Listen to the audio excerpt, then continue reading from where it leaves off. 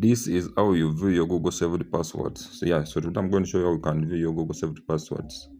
Yes. So first of all, head over to Chrome, Google Chrome.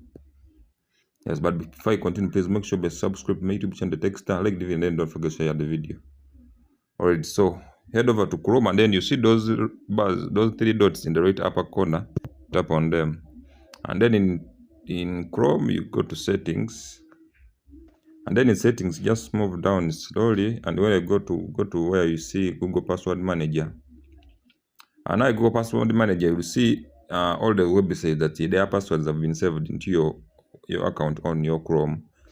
And then you move down to the website that you want to view its password, just in case you don't remember the password, but it was saved in Google.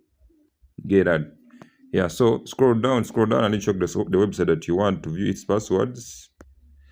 Now, for this case, let me try on this one. So you tap on it, and then they require you to verify your password, show that the device is yours.